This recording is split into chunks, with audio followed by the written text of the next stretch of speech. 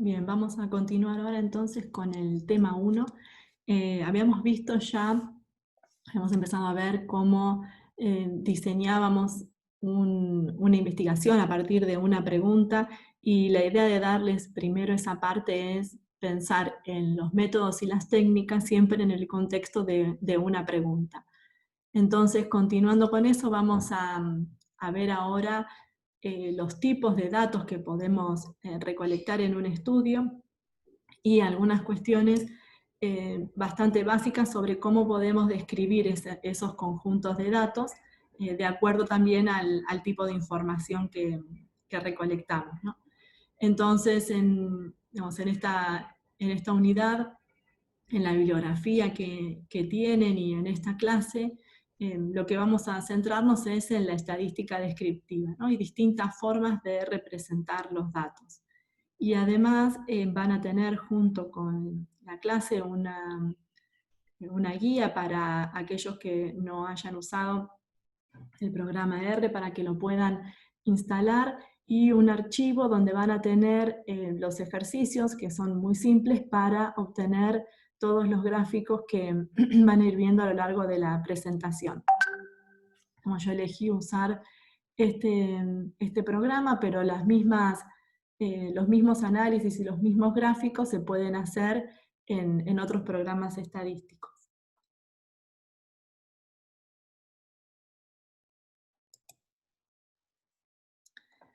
Bien, entonces lo primero que tenemos que tener en cuenta cuando realizamos la recolección de datos es que estamos resumiendo de alguna forma y codificando información que nos permite describir un fenómeno de interés.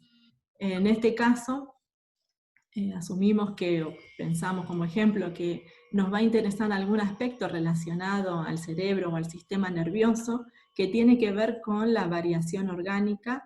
Puede ser también vinculado a funciones cognitivas que querramos relevar de alguna forma, y eso que llamamos hechos o fenómenos que tienen su propia variación es lo que nos interesa de alguna forma poder sistematizar para poder analizar. Entonces decimos que realizamos una observación de los fenómenos, que esto reduce,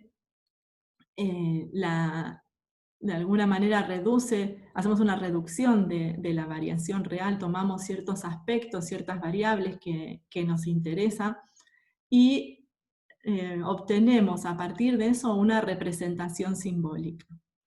Esta representación intentamos que sea objetiva y precisa, ¿no? Es decir, que por un lado refleje el fenómeno que nosotros queremos medir, eh, que no sea, digamos, que no haya un grado importante de subjetividad, es decir, que cualquier otra persona pueda obtener la misma medición, el mismo dato a partir del mismo fenómeno.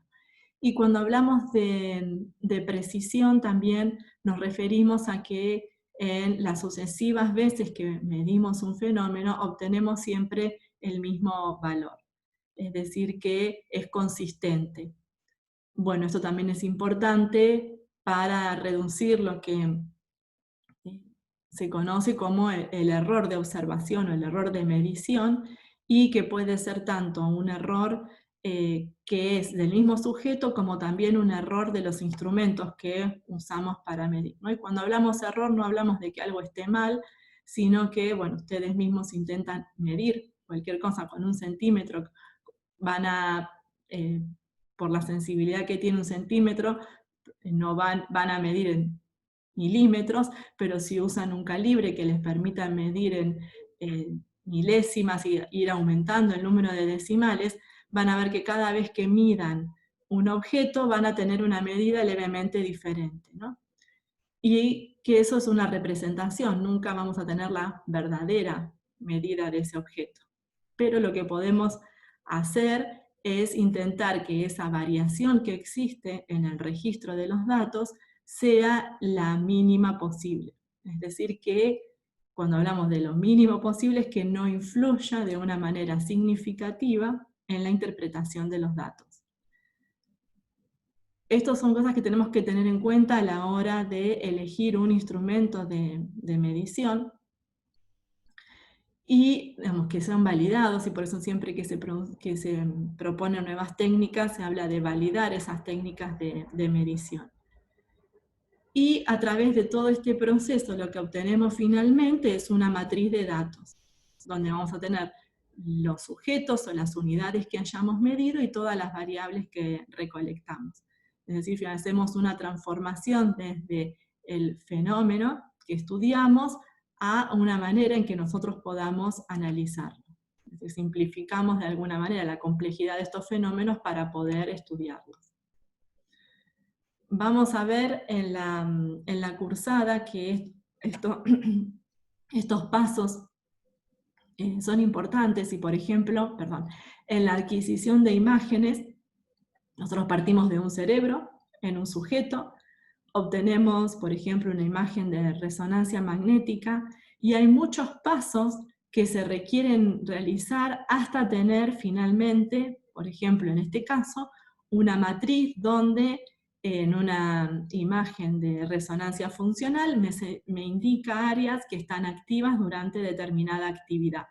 Ahora, no hay una obtención directa de estas áreas, ¿no? Es decir, que yo necesito procesar esa imagen y en cada uno de estos pasos puedo tomar diferentes decisiones. Y según qué decisiones tome, va a resultar en cuáles son las áreas que están activas. Esto lo van a ver un poquito más adelante cuando veamos resonancia funcional, pero es importante que tengamos esto presente, que la sofisticación también de los métodos de obtención de datos hace que haya que tomar muchas decisiones, y por lo tanto se hace más evidente que esto es una representación del fenómeno que estamos estudiando, ¿no? Que en este caso es la activación de áreas en el cerebro cuando se realiza determinada actividad o determinada función.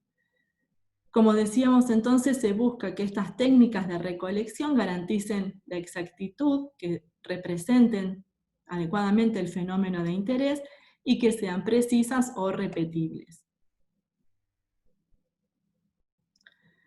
Bien, hay distintos tipos de datos que podemos recolectar.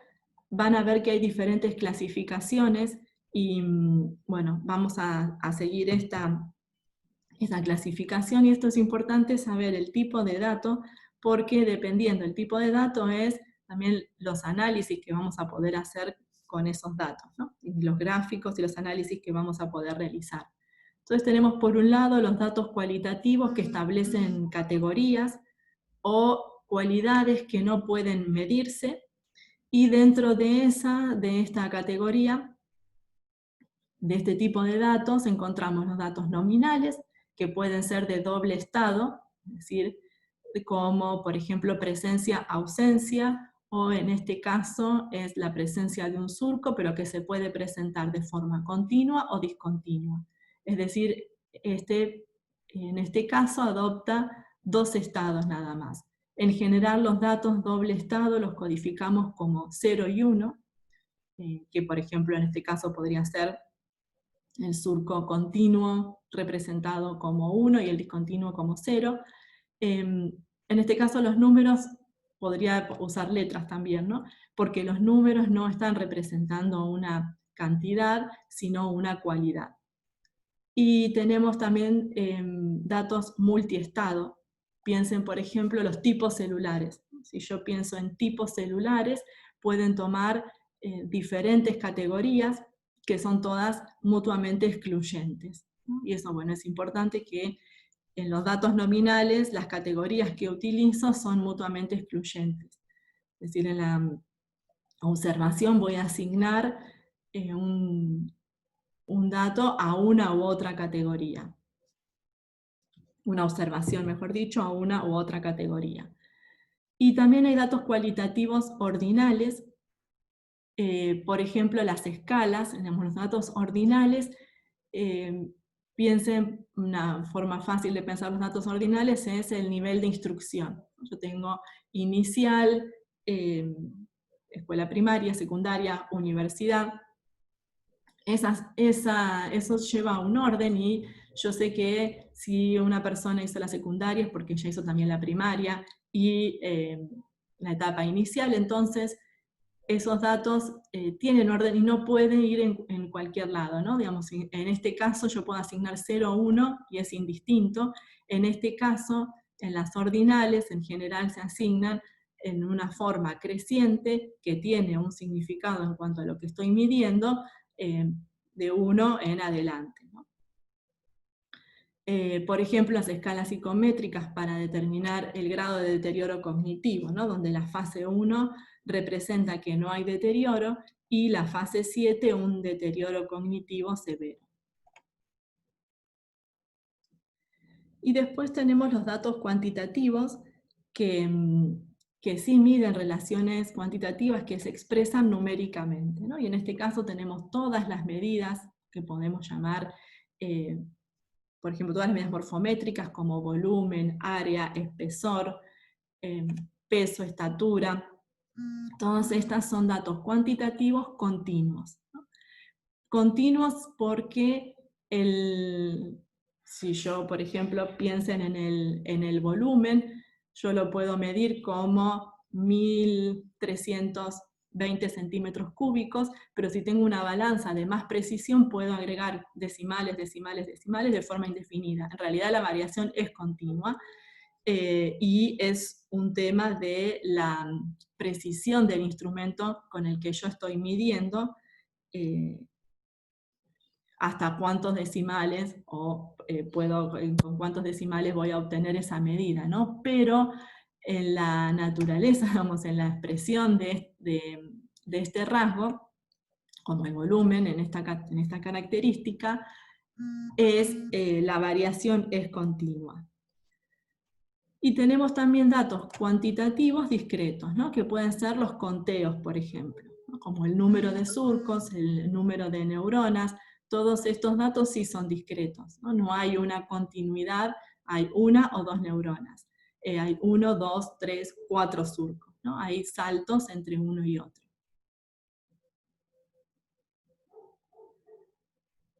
Muchas veces la forma en que los represento, digamos, el tipo de variable que vamos a usar, tiene que ver, por un lado, como decíamos, con la naturaleza del fenómeno que estoy estudiando, pero a veces también es con el instrumento de medición que yo utilizo, ¿no? Si yo utilizo, digamos, lo que estoy midiendo es el número de células, bueno, en ese caso es se expresa ese fenómeno de una forma discreta, ¿no? Pero pensemos, por ejemplo, en el caso de las lesiones de la sustancia blanca, ¿no? Donde van apareciendo lesiones que aumentan en extensión y en número de lesiones, y también en su extensión. Esto se puede medir en una escala donde vamos a hacer una escala ordinal, como decíamos antes, ¿no? Desde lesiones de media, moderada y severas. Y acá tendría 3 categorías, ¿no? Que serían también 3 categorías ordinales. Y lo representaría de una forma con una escala cualitativa, ¿no? Medio, moderado y severo. Ahora yo también podría cuantificar esto, medir la extensión de estas lesiones. Supónganse que lo hacemos en una sola imagen de esta resonancia y yo mido el área de estas extensiones. Y ahí tendría en realidad este fenómeno es continuo, no es discreto, no se expresa de forma ordinal, sino que es un fenómeno continuo. Lo que estoy haciendo yo es dividirlo en categorías para simplificar el análisis, ¿no? Y establezco rangos o extensión donde voy diciendo, bueno, si ahí la extensión es más de tanto, pasa a la categoría moderado, y si es más de tanto, pasa a la categoría severo. Ahora, esto también se podría cuantificar de forma continua. Entonces, muchas veces el mismo fenómeno se puede utilizar variables de distinto tipo para describirlo, y dependiendo un poco de los objetivos de nuestra investigación y también de las posibilidades que tengamos de realizar la cuantificación, ¿no? En este caso, por ejemplo, hay programas donde uno puede subir la imagen de resonancia magnética y voy a obtener una cuantificación del número de lesiones y de la extensión del volumen de esas lesiones, ¿no? Es decir, que puedo transformar esto de una escala ordinal a utilizar una variable cuantitativa continua. Bien, esto es para que ustedes vayan pensando también cómo organizar los datos en la recolección de datos, y porque vamos a empezar a utilizar algunas bases de datos, es que en general las bases de datos las organizamos de esta forma, ¿no? Pueden utilizar Excel, formatos de texto, hay otros archivos que están separados los campos por coma, en los formatos de texto están separados por espacios. Y lo que todas tienen en común, en general las bases de datos que utilizamos, es la forma de ordenarlos, ¿no? Donde cada fila representa una observación, en el sentido de un individuo, un objeto, se representa una unidad de estudio, y en las columnas tenemos las variables que relevamos. Dependiendo del tipo de estudio, dentro de las variables puedo tener, si estoy trabajando con sujetos sanos y pacientes, puedo tener una variable que me indique esto, si se trata de un sujeto sano o de un paciente, y esto lo voy a codificar. Puedo tener la edad, el sexo, el peso, no, todas las variables que tenga sobre esa persona, más las variables, por ejemplo, nosotros trabajamos mucho con volumetría del cerebro, entonces tenemos volúmenes de distintas regiones del cerebro para cada individuo, ¿no? Y así puedo ir sumando columnas y tener una gran base de datos con todas mis variables. En general, cuando trabajamos con este tipo de recolección de datos, es recomendable siempre tener una gran base de datos con toda la información y después ir, en todo caso, partiendo esta base para hacer distintos análisis, ¿no?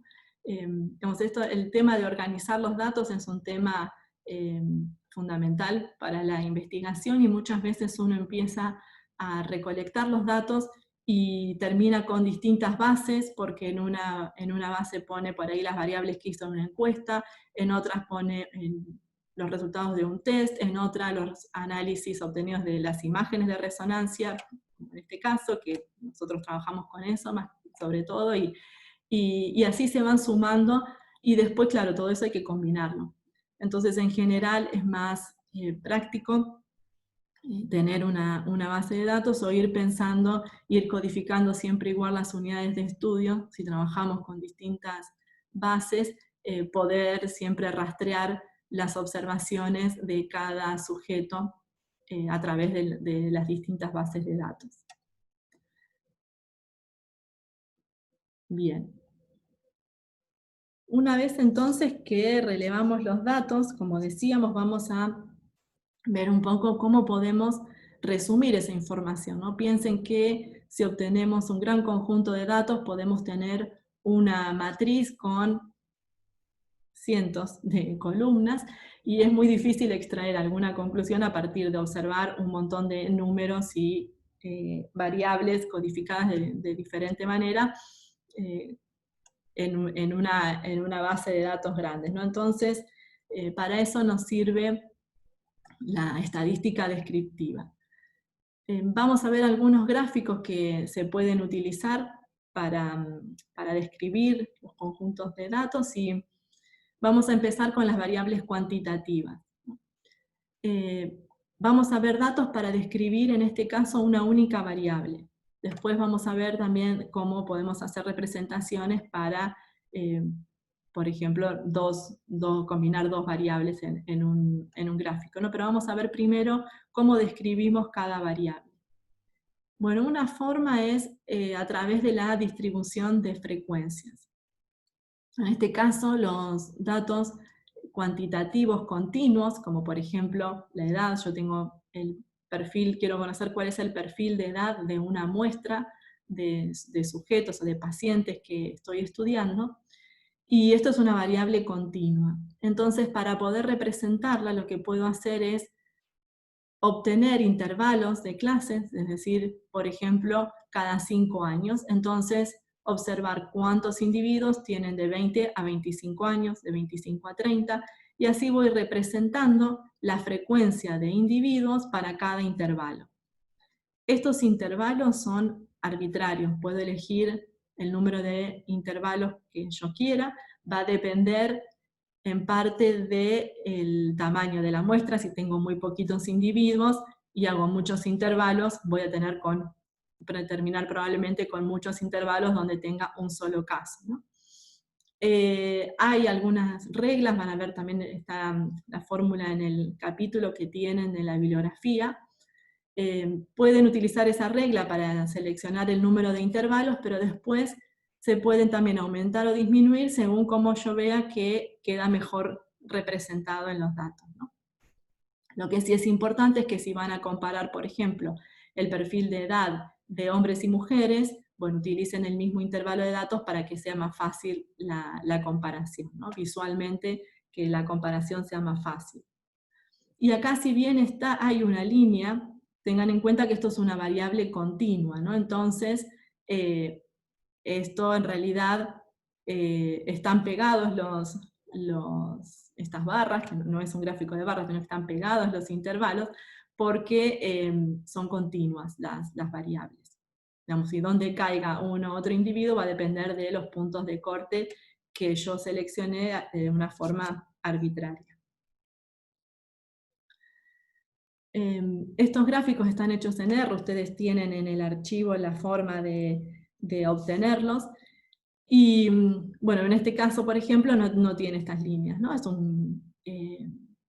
En este gráfico es también la representada la edad, van a ver que hay distintas maneras, distintas formas de obtenerlos, estas distribuciones de frecuencias, y en este caso no está representada las líneas dividiendo, entonces esto da una mejor idea de continuidad. Sobre estos también se pueden obtener los que llaman polígonos de frecuencia, que unen los puntos medios de los intervalos, ¿no? Este polígono es la misma representación que en este gráfico. A mí me gustan más los polígonos de frecuencia visualmente, porque me parece que también representan mejor y dan esta idea mejor de que en realidad lo que tenemos acá abajo es una variable continua, ¿no?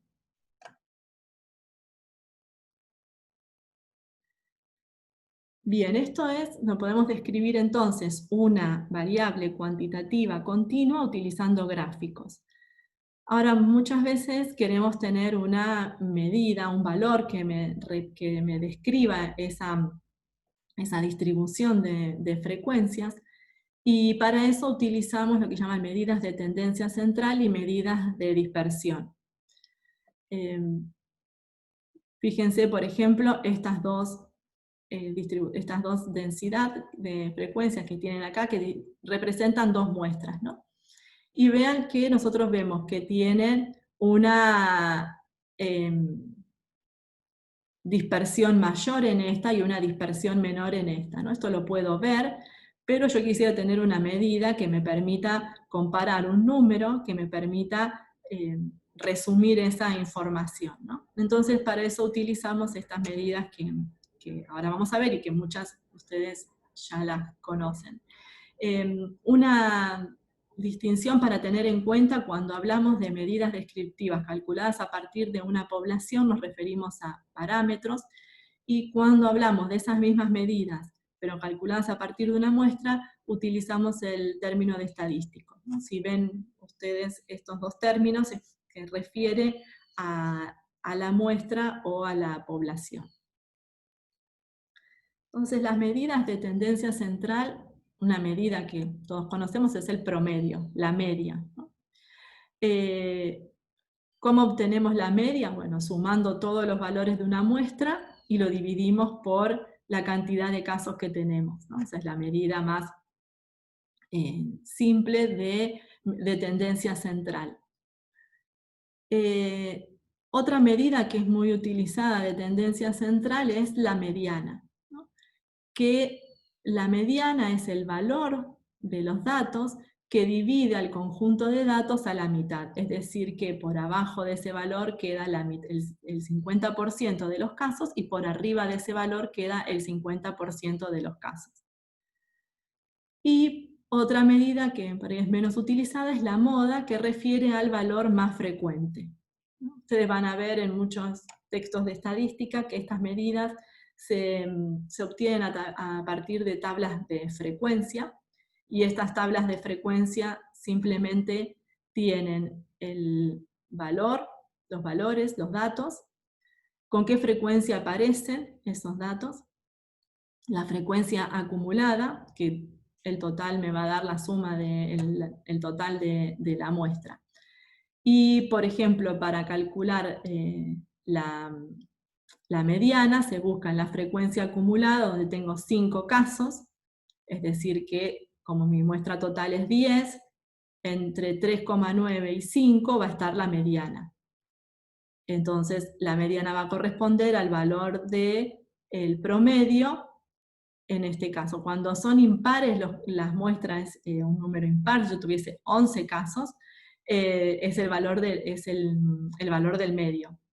En este caso, como es par, lo tengo que estimar como el promedio de estos dos valores, ¿no? De 3,9 y 5. Aquí está el valor que divide a la muestra en el 50% de los casos con valores menores y el 50% de los casos con valores mayores.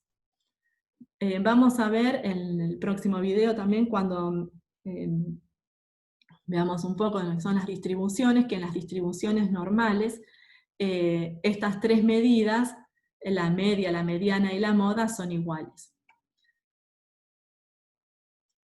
Pero eso vamos a verlo, bueno, vamos a ver ahora con un tipo de gráfico también esto. Bien.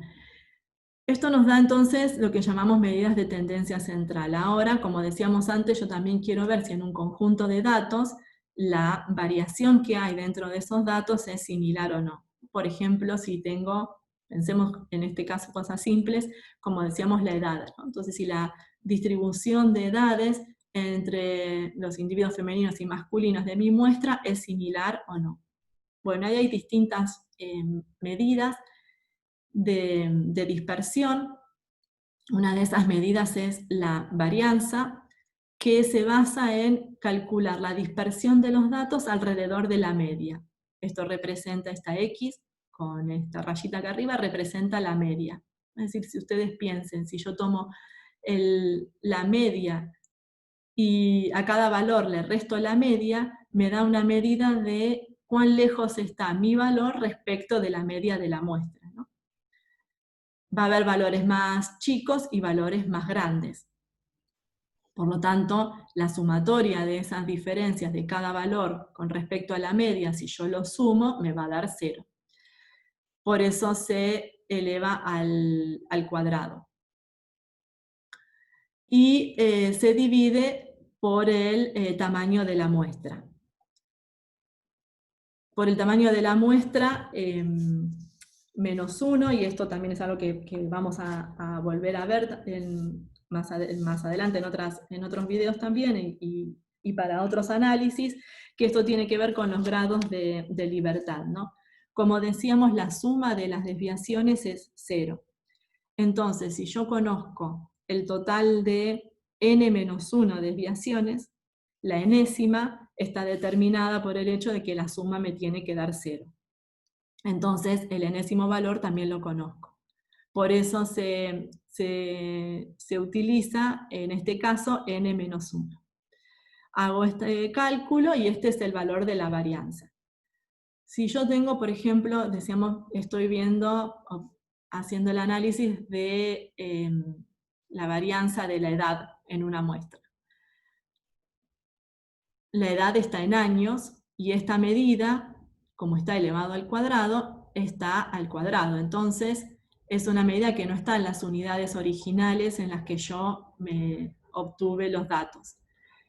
Y bueno, esto se puede solucionar con la raíz cuadrada de la varianza, que es el desvío estándar. Es decir, que estas dos medidas, la varianza y el desvío estándar, que es simplemente la raíz cuadrada de la varianza, me dan una idea de la dispersión de los datos, ¿no? Cuanto más grande sea este valor, mayor es la dispersión en un conjunto de datos.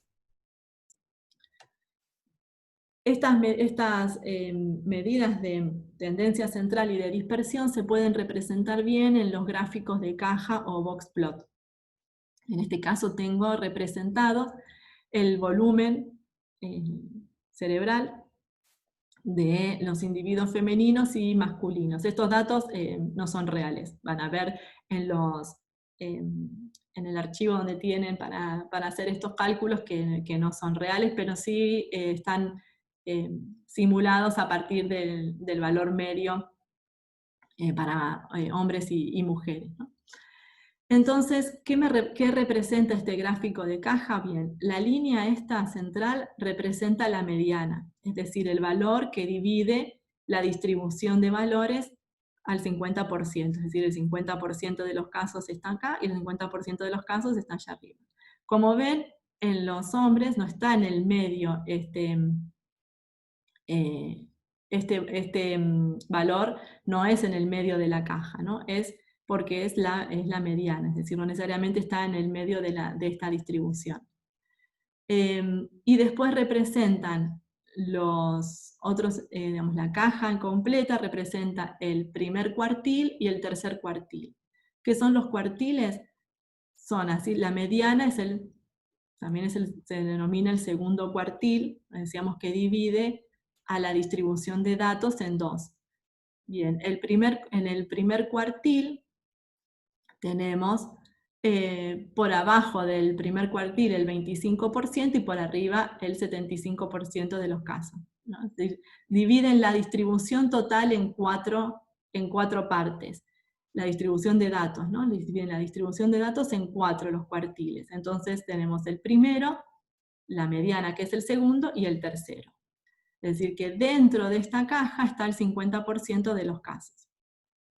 Y después se estiman un valor mínimo y un valor máximo estimados a partir del primer cuartil y del tercer cuartil, y por fuera de estos valores, en el gráfico de caja, representan lo que se llaman valores atípicos, que estarían representando el 0,35% y el 0,35% de los casos. Es decir, que los casos que tienen estos valores están muy alejados y los considero atípicos. Cuando yo estoy haciendo un estudio y me encuentro con estos casos, puedo, que en este caso sería, bueno, individuos con un volumen cerebral muy grande o muy pequeño, pueden pasar dos cosas: que sea un error en la observación, es decir, que haya algún error o en la recolección de los datos, o en uno de todos esos pasajes que decíamos de todos esos pasos que había que hacer hasta obtener un dato, o puede ser simplemente un caso particular,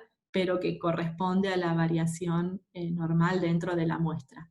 En esos casos está en la decisión del investigador buscar el caso y determinar si lo incluye en los análisis o si hay algún motivo para excluirlo porque esa variación puede no ser variación natural o real de la muestra, sino algún artefacto de alguno de los procedimientos de recolección de datos. Van a ver que estos gráficos se usan mucho porque dan mucha información. Bien, y para las variables cualitativas, lo que más se usa, o que yo más he visto en los trabajos, es el gráfico de barras, ¿no? Las variables cualitativas también se pueden usar los gráficos de torta, los pie chart, pero en general se utilizan más los gráficos de barra, ¿no? Y en las variables cualitativas, entonces, en el eje X vamos a tener los estados, por ejemplo, en el sexo, una variable que tiene 2 estados, y en el eje de la Y el número de casos. Estas barras también se pueden usar para representar, por ejemplo, variables cuantitativas discretas como el tipo de neuronas. Entonces tenemos un conteo del número total de células, de las neuronas y de no neuronas, en dos grupos diferentes, y represento con estas barras los valores medios de los casos, ¿no? Entonces, en este caso, la barra representa la media, no representa el número de casos, sino que representa el valor medio para esta muestra. Y cada uno de estos puntos es uno de los casos medidos, o de los casos observados. Y en este caso, bueno, lo vamos a ver también después, se representa esto que hay diferencias significativas entre, entre estos dos grupos, ¿no? Entonces acá tenemos un conteo.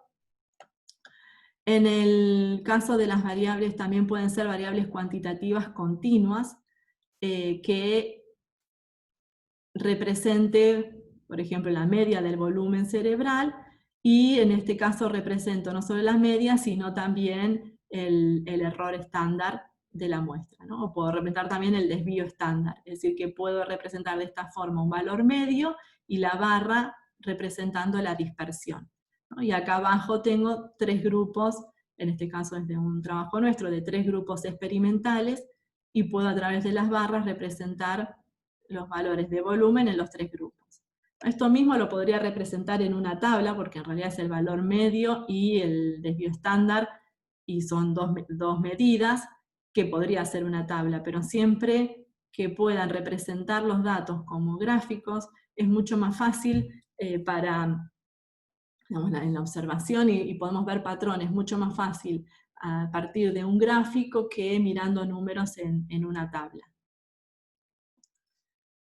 Entonces, la idea de la parte práctica, que ustedes van a tener un archivo en la carpeta de documentación de la unidad, como les decía, van a encontrar las instrucciones para instalar los programas y un archivo DR donde van a ver cómo pueden obtener estos gráficos de frecuencias, los boxplot y los gráficos de barra utilizando este programa. La idea es que, bueno, instalen los que no lo tienen, que corran ese archivo, y que cualquier problema que tengan, digamos, tanto para instalar como para poder realizar los ejercicios, los vamos resolviendo por el foro o el lunes en la clase presencial.